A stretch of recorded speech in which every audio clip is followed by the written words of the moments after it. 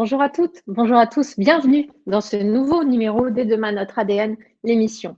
Et demain notre ADN, c'est le média de tendance sectorielle de l'ADN qui prend le temps d'analyser les enjeux et les possibles d'un secteur dans un monde qui ne peut plus faire l'économie de sa transformation.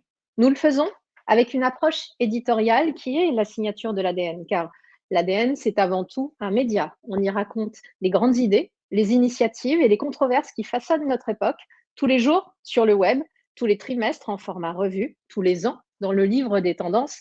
Nous bouclons d'ailleurs l'édition 2022, la sortie est imminente, on vous en parle très vite. Nous souhaitons renouer avec l'esprit de conversation et d'engagement. Pour ce faire, nous convions chercheurs, penseurs, associations, start-up, chefs d'entreprise, bref, nous donnons la parole aux acteurs du changement afin qu'ils nous donnent des clés de lecture et nous ouvrent des horizons positifs pour la planète, la société et l'économie. Notre dernier dossier est consacré au tourisme. Je vous engage à le consulter en ligne sur demain.ladn.eu.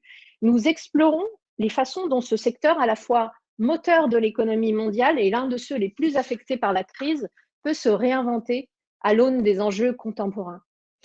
Car à terme, il faudra bien que tout tourisme devienne durable. Mais aujourd'hui, qu'en est-il de ce fameux tourisme durable? Sommes-nous dans le vœu pieux ou est-ce une réalité vraiment en marche? Comment faire en sorte que la nécessaire transformation du tourisme ne tende pas vers le repli, mais ouvre notre créativité et renouvelle nos imaginaires? C'est le thème de notre émission. Nous en parlerons un peu plus en détail dans la conversation avec Lionel Flasser, directeur général d'Auvergne-Rhône-Alpes Tourisme. Vous aussi, vous pouvez participer à cette conversation. Je vous rappelle le principe. Posez vos questions dans l'onglet Livestorm questions et nous les partagerons en fin d'émission à Lionel. Mais tout d'abord, comment les Français investissent-ils la question du tourisme durable? Cette question-ci, je vais la poser à Béatrice Gilbert.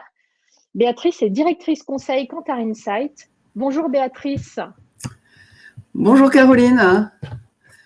Bonjour à tous. Béatrice, bonjour. Vous avez réalisé pour nous une étude sur justement la réalité du tourisme durable. Donc, sans plus attendre, parce qu'il y a beaucoup d'insights à dérouler, je vous laisse la parole et la scène et je reviens tout à l'heure pour la conversation avec Lionel Flasser. Merci Caroline. Alors effectivement, pour essayer d'approcher dans quelle mesure ce tourisme durable est une réalité, nous avons mené une étude auprès d'un échantillon représentatif de l'ensemble des Français. C'est une étude inédite qui a été menée très récemment, vous le voyez, mi-septembre. Alors, quand on pose la question aux Français de savoir s'ils ont déjà entendu parler de tourisme durable, on voit qu'on en a les 2/3 qui répondent par l'affirmative, mais finalement, on s'aperçoit vite que cette notion n'est pas encore largement connue, puisque seulement 20% nous disent « oui, j'en ai entendu parler et je comprends bien à quoi ça correspond ». Les 42% restants sont quand même dans le flou par rapport à cette notion globale. Néanmoins, quand on leur demande les évocations spontanées autour de ce thème, on a des choses qui sont très cohérentes par rapport aux piliers du tourisme responsable, alors qui vont quand même beaucoup tourner autour de l'environnement et un peu moins autour des deux autres piliers, mais qui quand même sont assez en ligne par rapport aux éléments, et je vous invite à les lire plus en détail après dans le support qui sera diffusé. Et quand on demande aux Français, après leur avoir donné la définition du tourisme durable, c'est-à-dire un tourisme qui tient compte de son impact sur l'économie, sur la société et sur l'environnement pour répondre aux besoins des visiteurs, des professionnels, de l'environnement et des populations locales, quand on leur demande si c'est quelque chose d'important, là on a une forme d'unanimité. Vous voyez que pratiquement 9 Français sur 10 nous disent que c'est important de respecter ces dimensions, dont 36% nous disent que c'est très important. Alors après, individuellement, est-ce qu'on se sent concerné? Donc là, on voit quand même qu'on a un petit décrochage, puisqu'on a 64% des Français qui nous disent qu'ils se sentent concernés, et 19% de façon très forte. Donc on voit une forme de décrochage. Par contre, ce qui est intéressant à souligner, c'est que cet item très concerné, il est beaucoup plus cité par les 18-24 ans qui sont très engagés en fait sur le sujet et qui montrent une vraie sensibilité.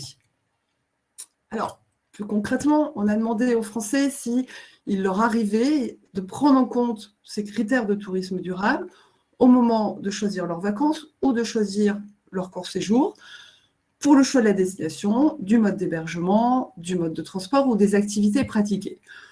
Vous voyez que pour ces 4 piliers d'un séjour touristique, et que ce soit pour les vacances ou pour les courts séjours, finalement, on a des choses qui sont très comparables.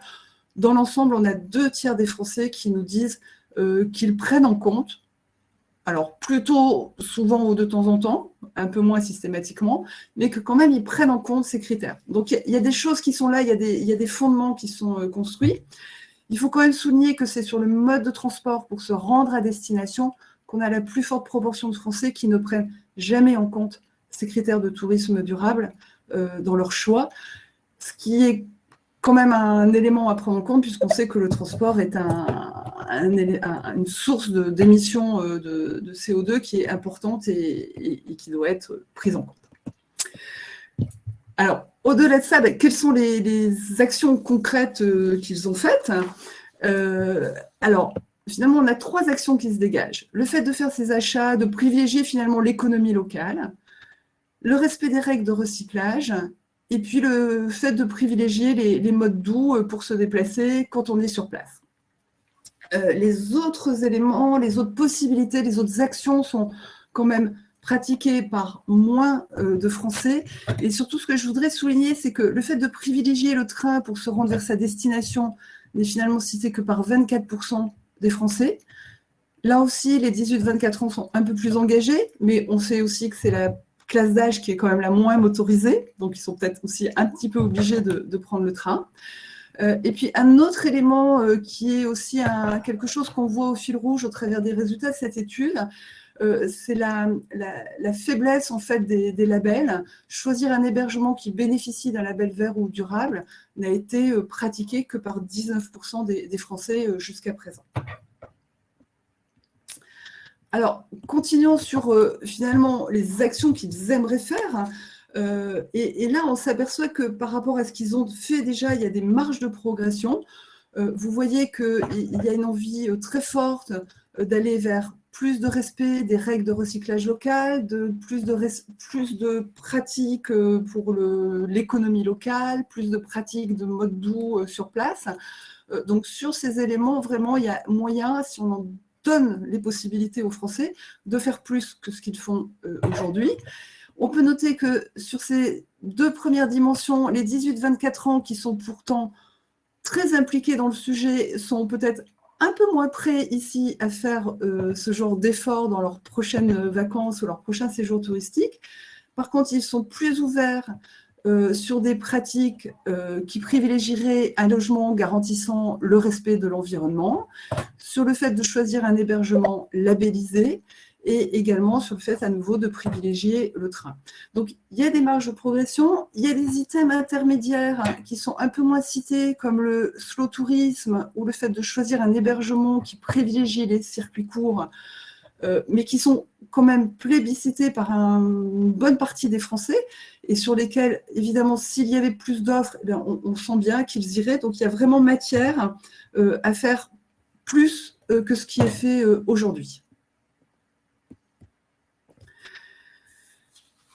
Alors, au-delà des actions concrètes, on leur a aussi demandé les changements d'habitude qu'ils seraient prêts à faire.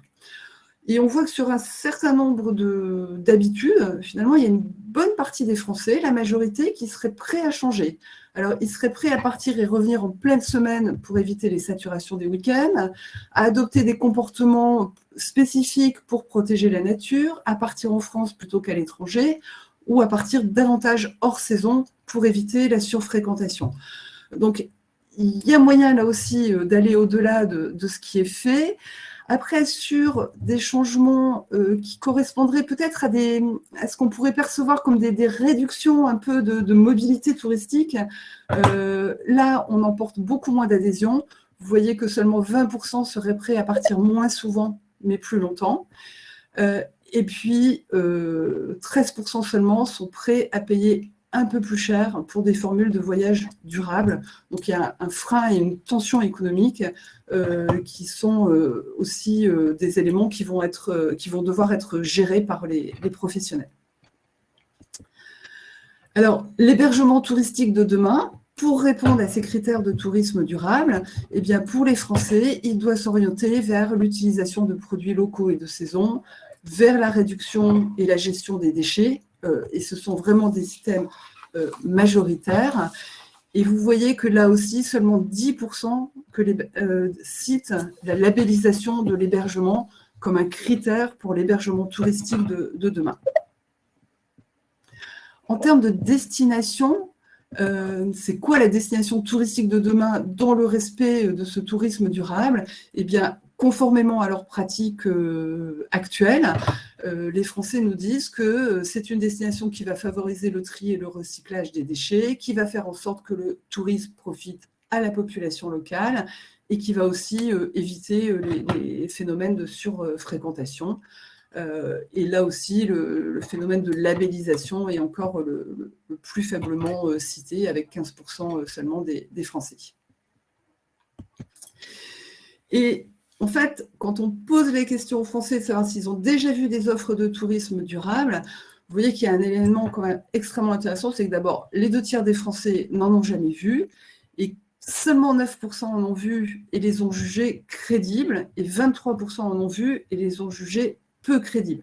Donc, en fait, là, il y a 2 informations qui sont à la fois de faire connaître les offres qui existent, mais surtout, il faut que ces offres, elles soient totalement crédibles et sincères, auquel cas on va rentrer dans des politiques de greenwashing qui seront complètement défavorables au développement du tourisme durable. Et on voit la même tendance sur le graphique de droite auprès des gens qui pratiquent déjà et qui font déjà attention à ces dimensions de tourisme durable. Quand on leur demande de juger si les offres qu'ils voient sur le marché sont à la hauteur de leurs attentes, vous voyez que ce résultat, il est extrêmement mitigé et on a seulement 4% des Français qui jugent que les offres sont à la hauteur de leurs attentes.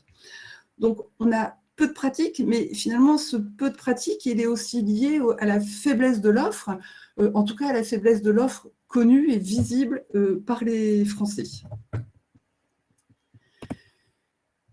Et d'ailleurs, quand on leur demande auprès de quel type de professionnel ils s'adresseraient pour réserver un séjour, on voit que les résultats sont relativement éparpillés, en fait, entre les différentes possibilités.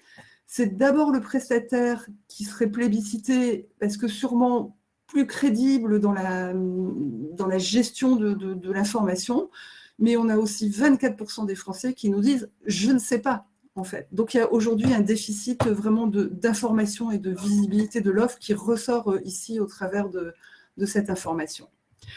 Et pour finir, on leur a demandé quels étaient les labels qu'ils connaissaient. 35% des Français nous disent ne connaître aucun des labels que nous leur avons proposés, qui font partie de cet univers du tourisme durable.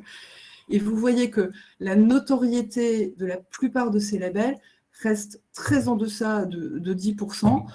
On a mis à titre de benchmark Pavillon Bleu et Bienvenue à la ferme, qui sont quand même 2 labels bien établis dans le secteur du tourisme pour avoir un benchmark de niveau de notoriété. Et on voit à quel point, sur certains labels de cet univers du tourisme durable, on est loin de la notoriété. Donc vraiment, en synthèse, ce qu'on voit sur les résultats de cette étude, c'est que cette notion de tourisme durable n'est pas forcément évidente pour les Français, mais elle est engageante. Ils ont envie d'agir, et d'ailleurs on voit qu'il y a un certain nombre d'actions qu'ils réalisent aujourd'hui de façon assez massive, mais par contre l'offre est peu visible, peu claire, ne va pas jusqu'aux Français, et les labels ne peuvent pas jouer leur rôle de réassurance encore aujourd'hui. Et puis il y a un élément quand même sur cette fracture générationnelle qu'on observe sur la génération Z, qui est globalement plus engagée, même s'il y a certains comportements sur lesquels elle n'est pas complètement prête à faire des choix drastiques. Voilà, merci. Béatrice, merci beaucoup pour ces insights et à très vite pour de nouvelles analyses. Bonne fin de journée. Au revoir. Lionel, alors, Est-ce que vous m'entendez, Lionel? Bonjour. Parfaitement. Bonjour, bonjour à tous. Alors, Lionel Flasser, vous êtes directeur général d'Auvergne-Rhône-Alpes Tourisme. Et justement, c'est ma première question. Je voudrais que vous nous parliez un petit peu de cette structure parce que justement, ça va nous permettre de comprendre d'où vous nous parlez. Et quelle est cette structure, ses missions et son positionnement justement sur la chaîne de valeur du tourisme, s'il vous plaît? Très bien. Donc, effectivement, Auvergne-Rhône-Alpes Tourisme est une organisation qui est en charge du développement touristique de la région Auvergne-Rhône-Alpes, comme son nom l'indique. On intervient à différents niveaux. On peut intervenir en amont ou en aval. En amont, notamment, c'est sur la professionnalisation des acteurs, sur la structuration de l'offre, également sur tout ce qui est études marketing. On vient d'en voir un extrait qui est extrêmement important pour être à même de prendre des décisions de la part des professionnels.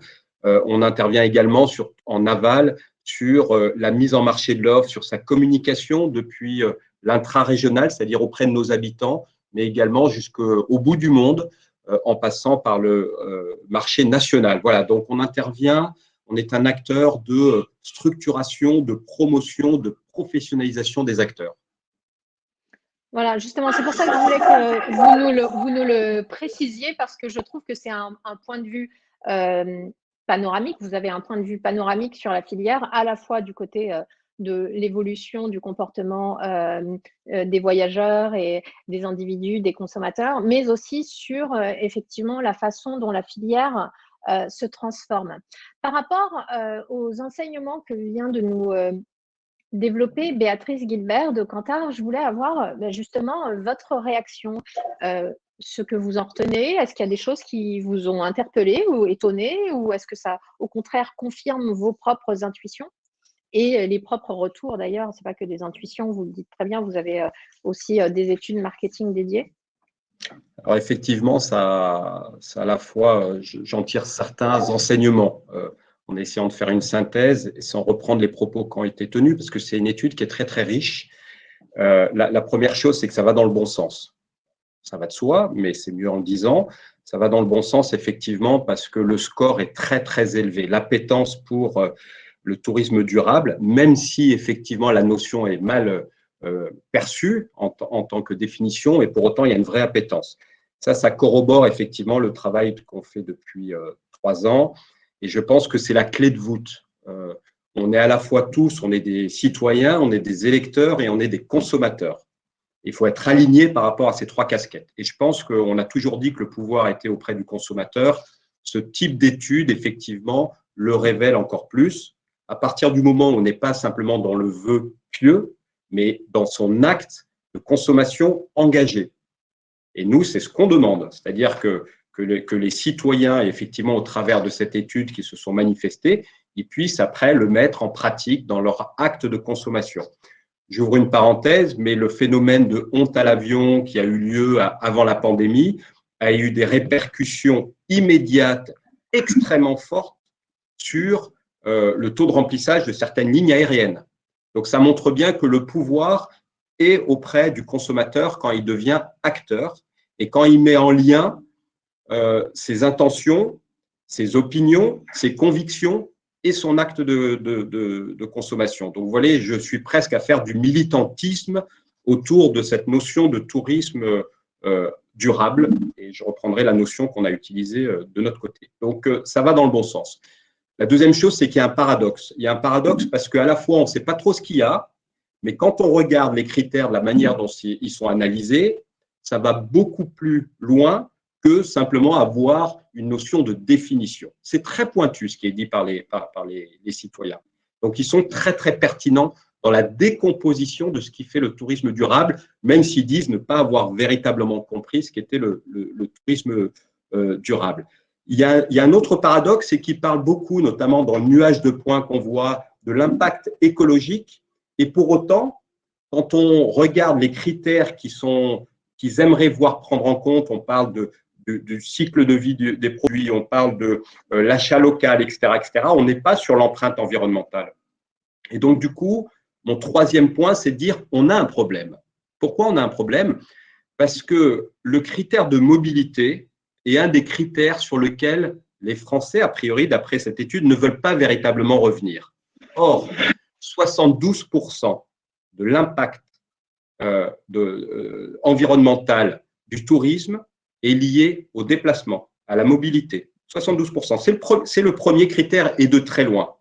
Le tourisme, l'ADEME a fait une étude, est responsable de 11% des émissions de gaz à effet de serre. Donc, on a une vraie responsabilité en tant qu'acteur pour un secteur qui pèse à peu près en moyenne entre 8 et 10% de notre PIB national. Donc, certes, il va falloir agir sur les critères, mais je pense qu'il faut aussi, nous, professionnels, s'atteler à faire en sorte comment on montre que la mobilité est le moyen, le sujet sur lequel il faut s'attaquer en priorité. On a une responsabilité en tant que les collectivités, bien sûr, en tant qu'acteurs de la mobilité, mais le citoyen aussi a une grande responsabilité par rapport à ça. Mon quatrième point par rapport à cette étude, c'est effectivement les opportunités qu'elle dévoile avec effectivement une vraie aspiration à prendre encore plus en compte ces critères-là, en faisant évoluer un certain nombre d'entre eux. Donc voilà, donc en synthèse, c'est une étude qui est riche, qui montre un certain nombre de paradoxes sur lesquels il va falloir effectivement qu'on puisse agir rapidement et sur lequel le consommateur, je rappelle qu'il est aussi un citoyen et un électeur, peut agir en direct. Alors, ma prochaine question, justement, c'est par rapport aux consommateurs. Je sais que moi, justement, ce qui m'a frappé dans l'étude de Kantar, c'est la question de la labellisation. Finalement, le fait que ces labels sont assez peu connus, assez peu lisibles, etc. J'aimerais bien avoir votre regard là-dessus. Ça veut dire quoi? Ça veut dire qu'il faut plus de labels, moins de labels, plus de communication autour de labels. Cet enjeu de la labellisation, vous le voyez comment pour que justement l'offre soit claire au niveau des clients? C'est un sujet qui n'est pas simple. C'est un sujet qui n'est pas simple dans le sens où le tourisme est une somme de composantes. Il y a de la mobilité, il y a de la restauration, il y a de l'offre de loisirs, etc. Donc, avoir un label global pour pouvoir sanctionner au bon sens du terme l'ensemble des composants du tourisme, c'est extrêmement compliqué. Extrêmement compliqué. Ça, c'est le premier point. Pour autant, on a quand même, nous tous, professionnels, on a quand même trouvé le moyen de sortir autour de 300 labels autour du tourisme durable, soit très sectorisés, soit un peu globaux. Dans l'étude, on en fait ressortir quelques-uns qui ont une notoriété effectivement qui est pas élevée, mais sachez qu'il y en a des centaines. Quand on regarde, et je vais déjà balayer devant ma propre porte, quand on regarde au niveau d'Auvergne-Rhône-Alpes, on a moins de 1% de l'offre qui est labellisée.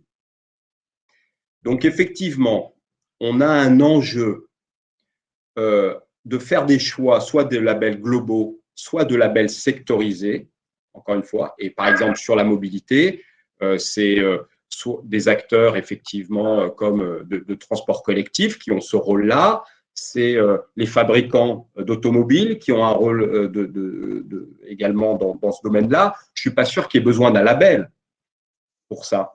Par contre, d'appeler à une énergie plus propre, que ce soit au travers de l'électrique, que ce soit au travers de l'hydrogène, là, effectivement, on n'aura pas besoin d'un label pour être convaincu qu'on a un impact environnemental moindre en tant que tel. Donc, le label, ce n'est pas la réponse à tout.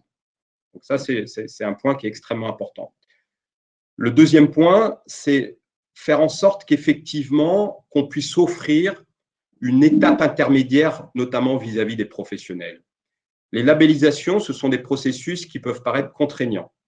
C'est des processus qui peuvent être onéreux. Je rappelle qu'on vient de vivre la plus grande crise que le secteur du tourisme a connue. Rien que sur notre région, c'est au bas mot, 10 milliards d'euros de pertes sur un secteur qui en pèse 20 milliards. Et honnêtement, on n'est pas les plus mal lotis. Comment vous voulez expliquer à un professionnel du tourisme d'investir financièrement avec ses équipes, alors que sa seule obsession, c'est économiquement de retrouver une bouffée d'oxygène pour continuer à vivre? C'est la raison pour laquelle notre choix, ce n'est pas d'opposer la relance au choix de durabilité. Et c'est la raison pour laquelle nos plans, nous avons lancé sur la base de la transition, parce que nous pensons que le tourisme durable sera à terme, mais rapidement, un avantage différenciant pour les acteurs et les territoires qui vont le mettre en œuvre. Et donc, nous, on ne met pas d'un côté la croissance économique ou les aspects économiques des aspects environnementaux. C'est véritablement un triptyque autour des politiques de RSE qui sont connues. C'est l'économie, c'est l'environnement et c'est le sociétal. Et c'est de ce triptyque-là qu'on peut créer une nouvelle valeur ajoutée pour notre marché. Et c'est dans cette direction qu'il faut aller. Et ça, on n'est pas convaincu que ça doit être sanctionné par un label. C'est la raison pour laquelle on propose des marches intermédiaires pour pouvoir donner envie aux acteurs déjà d'aller au bout de ce qu'ils ont entrepris, parce que les acteurs ont entrepris des choses et on va en reparler, mais également une marche intermédiaire pour après aller vers des démarches peut-être plus contraignantes, mais plus valorisantes, qui sont les démarches de label. D'accord, donc plutôt qu'une approche, on va dire, binaire, durable, pas durable, vous envisagez ça plutôt comme une progression et une marche en fait vers un objectif. Justement, ça va me permettre de faire la transition avec ce que vous appelez le tourisme bienveillant, qui est quelque chose que vous aviez commencé un peu à théoriser, si je puis employer ce verbe, avant la pandémie. Je voudrais que vous nous expliquiez ce qu'est le tourisme bienveillant et justement en quoi il se différencie du tourisme durable et concrètement comment ça se décline et comment ça se pratique. Alors effectivement, vous avez raison de dire que cette notion-là de tourisme bienveillant, on l'a lancée avant la crise.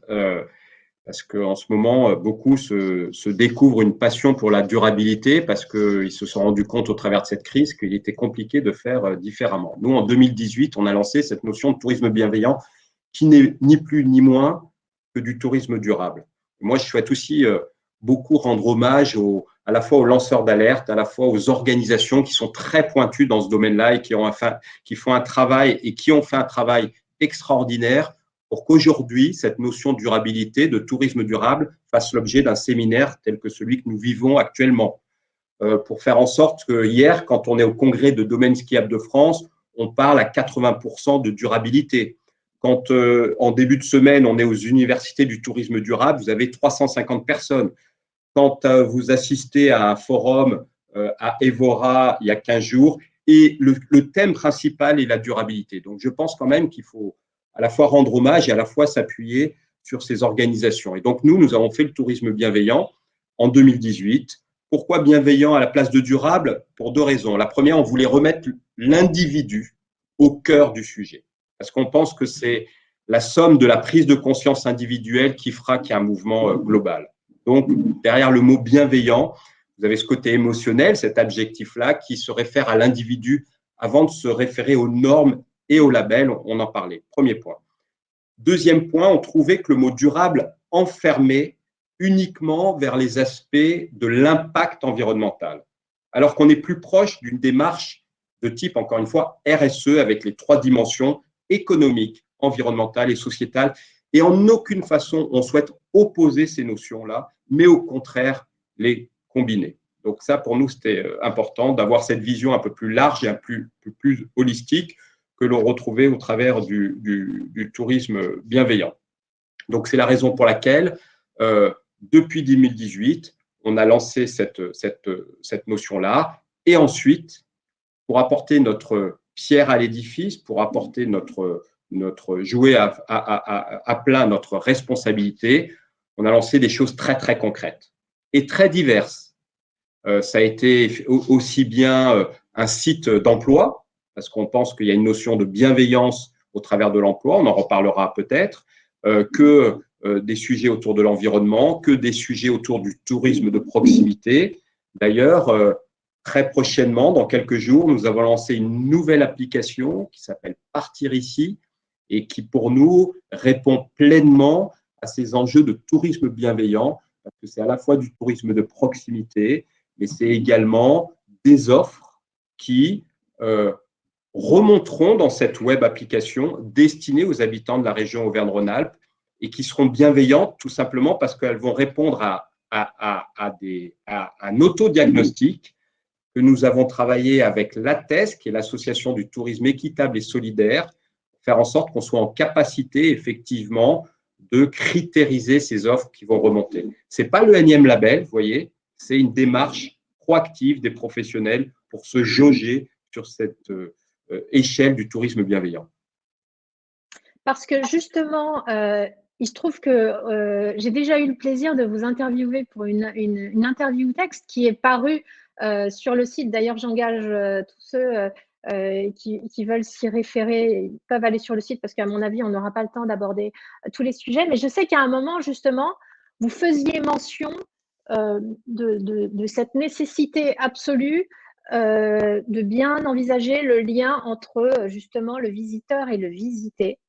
Et justement, l'importance de travailler ce lien pour que justement les territoires bénéficient d'une façon harmonieuse des activités touristiques. Est-ce que vous pouvez nous en dire un petit peu plus? Alors, vous avez raison de me rappeler ce sujet-là. Il est au cœur de la démarche du tourisme bienveillant. Et c'est quelque chose que l'on a peut-être oublié.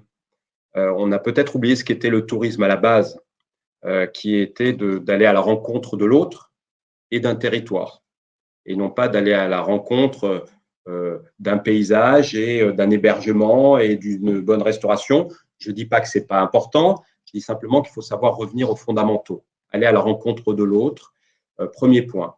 Deuxième point, quand on regarde les enquêtes qui sont faites dans le tourisme, même à l'échelle européenne, sur quel est le critère le plus important dans une expérience touristique réussie.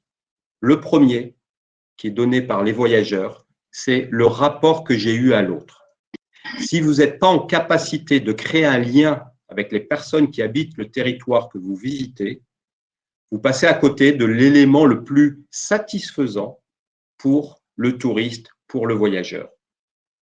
Et pour autant, nous, professionnels du tourisme, responsables, entre guillemets, d'un territoire, on ne passe pas tant de temps que ça sur cet aspect. Donc, c'est la raison pour laquelle il faut pouvoir réconcilier. Je ne suis pas sûr que ce soit le bon terme, mais en tout cas, optimiser cette relation-là. C'est important parce que c'est demandé par les voyageurs. C'est important aussi parce que c'est demandé par les habitants. On a lancé il y a 2 ans un baromètre autour de notre région pour savoir si nos habitants étaient des détracteurs, des ambassadeurs de notre destination. Pourquoi on a lancé ça? Parce qu'on était sur la défensive. Parce que les acteurs du tourisme étaient attaqués, notamment via un phénomène de surtourisme. On utilisait le mot surtourisme, et encore aujourd'hui, à tout va, à toute sauce, et d'un épiphénomène, on essaie d'en faire une généralité. Donc, on a souhaité le mesurer, tout simplement. Et donc, on fait une étude qu'on reconduit la semaine prochaine, tous les 2 ans, pour savoir si nos habitants sont des ambassadeurs ou des détracteurs. Quelques chiffres. 3,5%, je vais commencer par le négatif, des habitants de la région Auvergne-Rhône-Alpes sont tourismophobes. Ils rejettent le tourisme. Et donc, la part est extrêmement faible. Et plus surprenant et beaucoup plus positif, 46% des habitants sont prêts bénévolement à apporter une contribution au développement touristique de leur propre région. Parce qu'ils en sont fiers, parce qu'ils veulent rencontrer, parce que aussi les habitants savent pertinemment que le développement touristique apporte un développement pour leur propre qualité de vie. C'est les infrastructures, c'est la piscine qu'on n'avait pas, c'est les événements culturels qui sans les touristes n'auraient pas lieu, c'est tout ça. Ils sont aussi conscients du côté négatif d'un surdéveloppement touristique, notamment sur des problèmes de mobilité à un certain moment, ou alors l'impact que ça peut avoir sur le prix de l'immobilier. Donc, interrogeons nos visiteurs, comme l'étude que vous venez de dévoiler, interrogeons nos habitants, faisons en sorte que nos stratégies de développement touristique prennent véritablement en compte la vie, les intentions et les habitants, et vous allez voir qu'on est agréablement surpris sur les intentions positives qui sont faites au travers de ce secteur. Donc, en fait, effectivement, cette quête d'un point d'équilibre où la contribution touristique à la vie des territoires se fait d'une façon qui soit gagnante-gagnante, pour reprendre un peu de jargon marketing. J'ai une question, justement, vous l'avez évoqué très rapidement tout à l'heure, par rapport à Évora. Alors, pour ceux qui ne connaissent pas, Évora est une ville de l'Alentejo, au Portugal, où a eu lieu très récemment un forum professionnel qu'on peut, je pense, qualifier de petit Davos du tourisme durable. Et justement, dans mes lectures, j'ai été frappée récemment par un article compte-rendu du Monde sur cet événement, qui tenait quand même des mots qui étaient peu amènes, justement, sur la rapidité de transformation de la filière. Je voulais avoir votre point de vue d'insider, en fait, que vous nous expliquiez justement dans ce genre de grand raout, comment ça se passe. J'imagine que vous en faites quand même maintenant depuis quelques années. Est-ce que vous-même, de votre point de vue d'observateur et d'acteur, vous voyez les choses évoluer? Comment elles évoluent? Quelles sont les choses qui se disent dans les travées? Faites-nous un peu de off, Lionel. Rien que le fait qu'un événement de ce type ait lieu, c'est déjà la démonstration qu'on a parcouru beaucoup de chemin. Passer 2 jours sur la durabilité de notre secteur, sur le questionnement de la durabilité du secteur au niveau international, c'est déjà un pas de géant. Je crois qu'il y avait 5 ou 6 ministres qui étaient présents, le ministre du Tourisme, secrétaire d'État, dont le nôtre, présent, soit à distance, soit physiquement, à ce forum. Donc là aussi, si vous voulez, dans une économie qui est mondiale comme le tourisme, ça montre toute l'importance du sujet, très clairement. Et ça, c'est unique. En tout cas, moi, je ne l'avais jamais vu sur aucun autre forum. Autre point, l'étude que vous venez de montrer, c'est une aspiration qui est internationale, ce n'est pas simplement les Français. On a eu un certain nombre d'études qui ont été révélées à cette occasion, et les chiffres sont très, très proches de ceux qu'on vient d'avoir. Le phénomène est mondial. Le phénomène va s'accentuer. Le tourisme bienveillant va peut-être devoir devenir un tourisme engagé, voire militant, comme le sont certaines marques dans d'autres secteurs d'activité. Et tout ça, c'est à la fois, ça peut faire peur, et à la fois, c'est rassurant. Il y a cette prise de conscience collective sur un secteur tel que le nôtre. Donc, pour moi, le bénéfice d'être et d'avoir ce type de forum, c'est l'ampleur internationale, c'est la présence politique, parce que le politique joue un rôle essentiel dans l'efficience des leviers à actionner pour effectivement faire en sorte que les choses changent rapidement. Ils n'ont pas la seule responsabilité. Je l'ai dit en préambule, nous tous, en tant que citoyens, nous avons une responsabilité. Nous tous, en tant que professionnels, nous avons une responsabilité. Il faut à la fois manier la carotte, mais aussi le bâton. Donc, ça passera aussi par la régulation. Mais par contre, le pouvoir politique a une responsabilité en termes de stratégie de développement, en termes de stratégie de mobilité, en termes d'effet de levier par rapport aux milliards d'euros qui sont investis à l'occasion du plan de relance. Donc, c'est le bon moment. Et pour moi, tout ça, c'était entre autres débattu. Alors, c'est vrai que certaines fois, on survolait un certain nombre de choses, mais en tout cas, ça a eu le mérite d'être abordé. Après, encore une fois, on a beaucoup parlé de l'impact environnemental, on a beaucoup parlé de l'aérien, et je pense qu'on se doit 2 choses. La première, c'est d'élargir le spectre. Vous en avez parlé. Le développement, le tourisme durable est beaucoup plus large que uniquement l'impact environnemental, même si la priorité du moment, c'est l'impact environnemental. Mais c'est plus large que ça. Et donc, il y a une vraie urgence, effectivement, à cette situation. Et ça, j'étais aussi, je parle d'un autre forum des universités, des acteurs du tourisme durable au Havre en début de semaine. Il y a eu une intervention de la présidente de Sea Shepherd. Je peux vous dire que ça fait froid dans le dos, mais il faut être en capacité aujourd'hui d'écouter toutes les opinions, avec toutes les convictions pour faire en sorte que les choses puissent bouger dans le bon sens. Même si, et j'en terminerai par ça, encore une fois, nous n'opposons pas durabilité et croissance. Là, il suffit d'être très factuel. Hein. La loi de Pareto inversée, je ne sais pas si ça existe, mais qu'importe. Vous savez, la fameuse loi de Pareto qui dit que, par exemple, 20% de vos clients font 80% de votre chiffre d'affaires. Là, c'est l'inverse. 80% des visiteurs vont à peu près sur 20% de notre territoire. Ça vous laisse une marge de manœuvre juste extraordinaire pour accueillir des personnes dans de meilleures conditions sur l'ensemble de votre territoire. C'est vrai dans l'espace, c'est vrai également dans le temps, où vous avez une concentration très forte des gens plutôt au même moment, plutôt sur les mêmes week-ends, plutôt aux mêmes endroits. Et ça, l'étude est intéressante.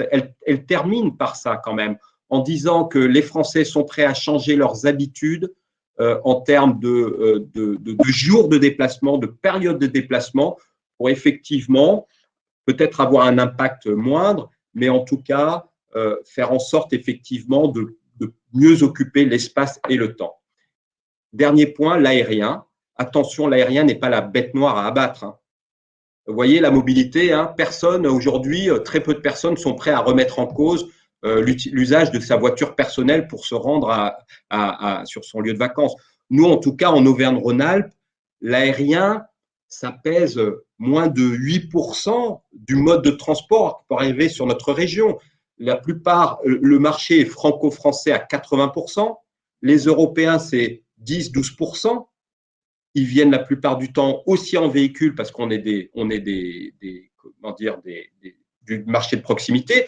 Donc, si on pense que c'est que l'aérien, l'homme à abattre, entre guillemets, on se trompe aussi de combat. Et on se trompe aussi de combat par rapport au numérique.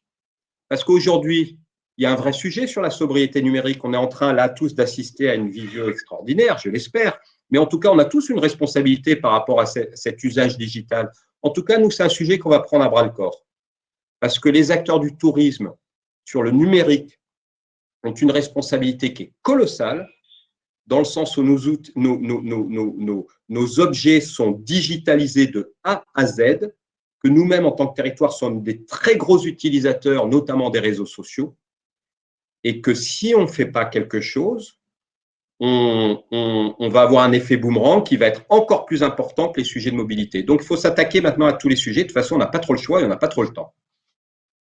Alors du coup, en plus, justement, par rapport à cette part des déplacements dans l'empreinte carbone du tourisme, vous venez de répondre, c'est l'une des questions qui est également apparue dans le chat. Je voudrais qu'on ouvre très rapidement, parce qu'effectivement, le temps passe à une vitesse folle, un petit chapitre sur les tendances qui étaient déjà émergentes, qui ont été accélérées par la pandémie. Alors, je vais passer sur ce qui semble peut-être un peu évident, comme le retour à la nature, mais qui est bien réel, hein, un retour à la nature, explosion de l'outdoor, du vélo. J'ai envie qu'on fasse un petit focus sur ce qui est justement de l'ordre du bien-être, du care, parce que pareil, justement, vous disiez en interview une chose très intéressante par rapport aux évolutions, au fait que on attend des vacances désormais un bénéfice durable, et que vous, justement, par rapport à quelque part à tous les atouts que vous avez dans le jeu de cartes Auvergne-Rhône-Alpes Tourisme, il y a une vraie valeur ajoutée à justement travailler ce côté prévention santé, tourisme prévention santé, bien-être, care. J'aimerais vous entendre là-dessus, s'il vous plaît.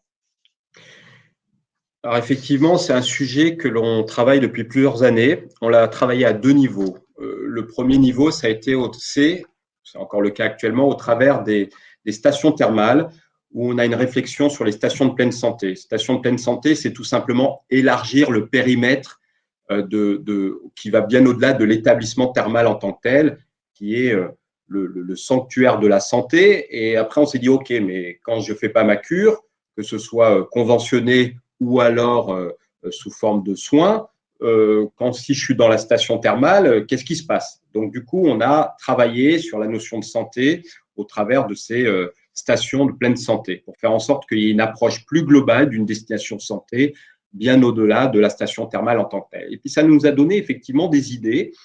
Et on a mené 2 autres études sur l'impact du milieu de montagne sur la santé humaine.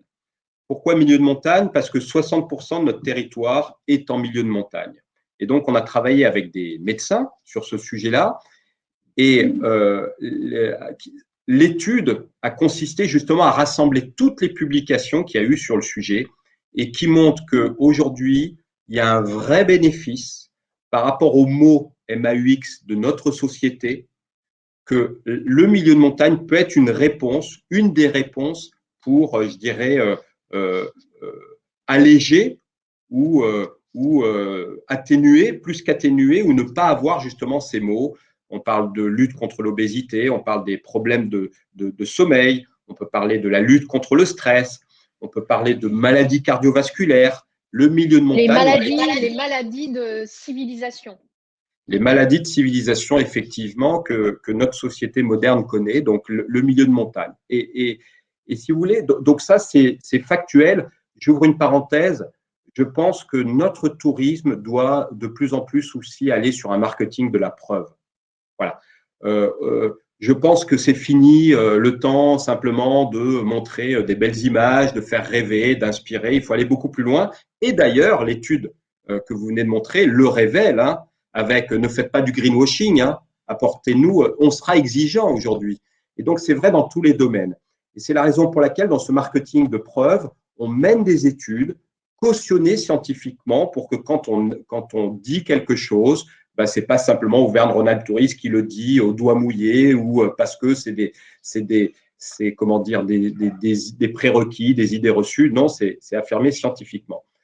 On pense qu'effectivement, aujourd'hui, on attend de ces vacances un bénéfice très supérieur à le temps des vacances. Avant, on disait, tiens, c'est une parenthèse dans ma vie trépidante. C'est un moment de repos, j'oublie tout, puis après, ça y est, c'est reparti. Bon.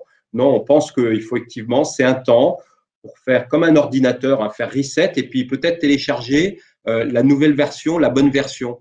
On est tous pareils, hein, c'est un temps où on prend le temps à la réflexion, où on réexamine son parcours de vie, son chemin, ses activités professionnelles, etc., etc. Donc, faisons en sorte qu'une expérience touristique ait un bénéfice beaucoup plus durable, justement, que celui de l'instant T. Et c'est la raison pour laquelle, très concrètement, on a lancé, par exemple, avec des professionnels du tourisme, un numéro vert pour avoir, durant ces temps de vacances ou avant, dans sa préparation, du coaching prévention santé.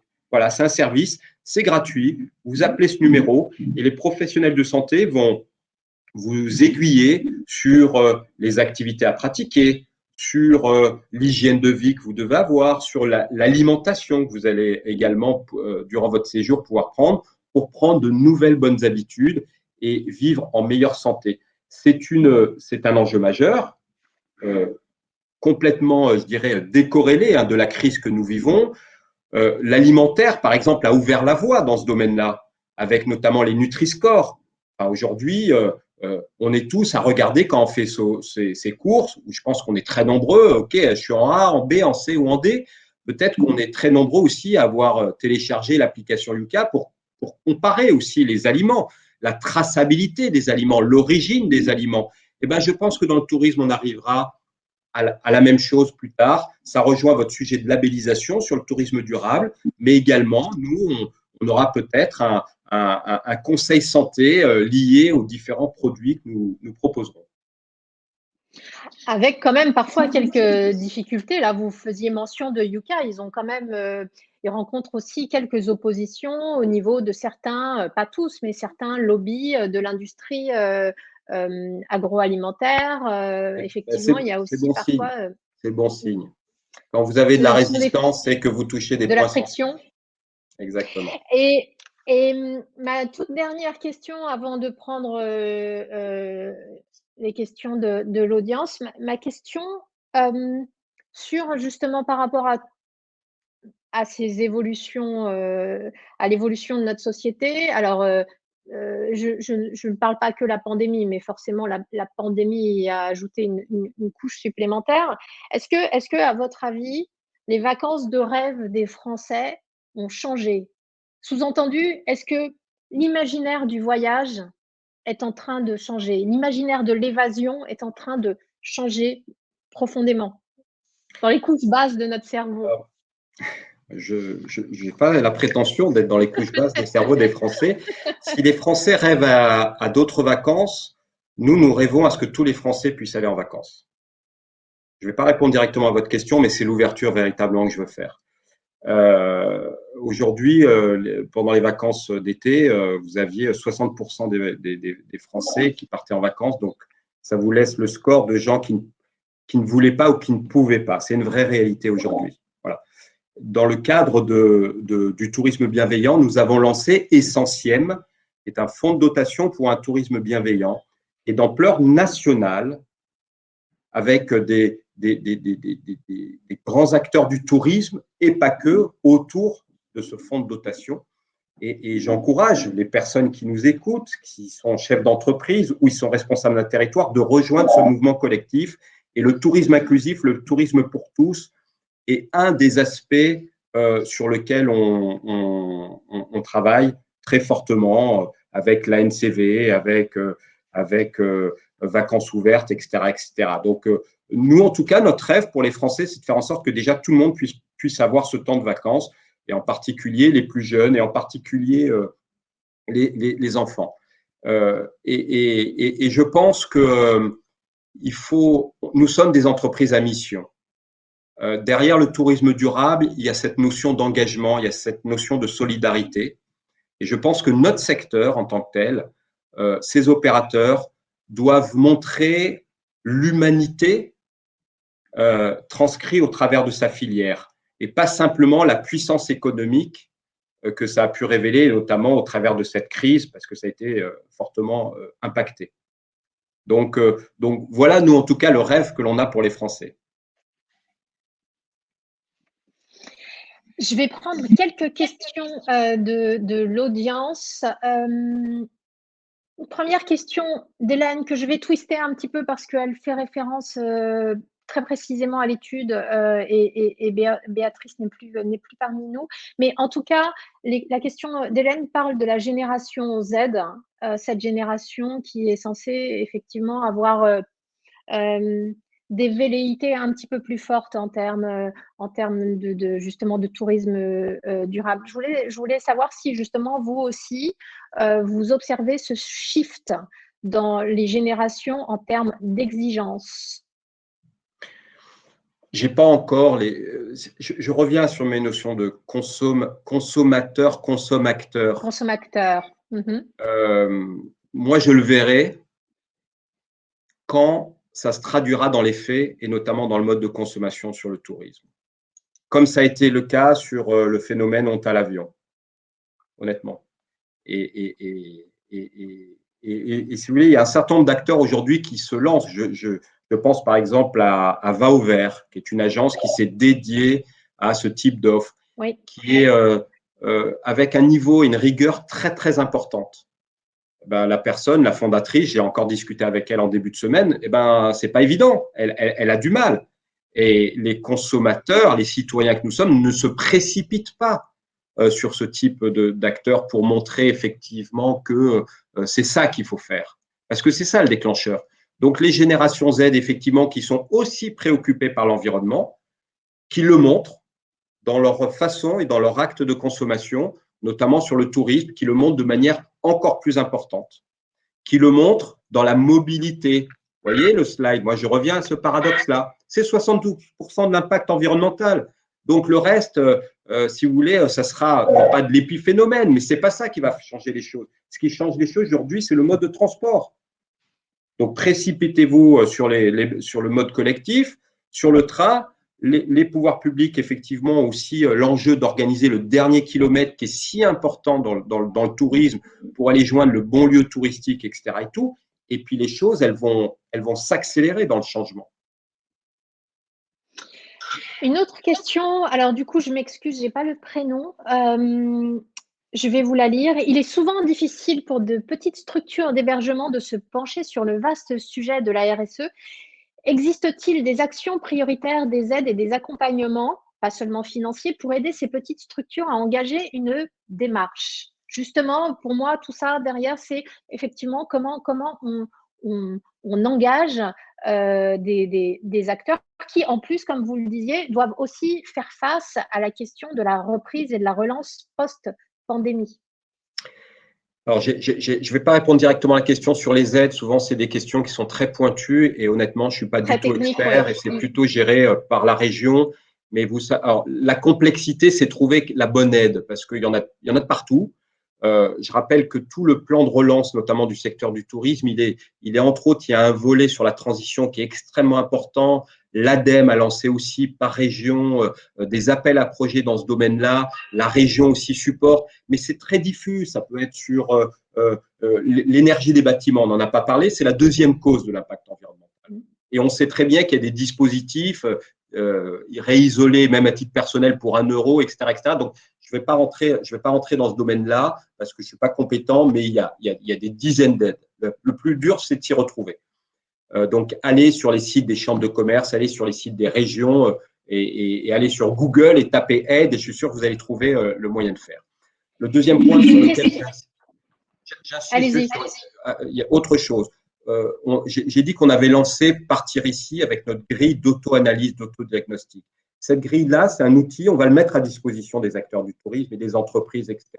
C'est tout simple. Vous avez 3 champs, vous avez 15 questions par champ. Donc déjà, pour un acteur, de faire son propre auto-diagnostic, voilà, c'est déjà dire, tiens, je suis loin, je suis pas loin du sujet. C'est gratuit. Voilà, donc on mettra à disposition cet outil et vous pourrez le relayer dans le cadre d'ADN pour faire en sorte qu'effectivement, il soit sujet au plus grand nombre.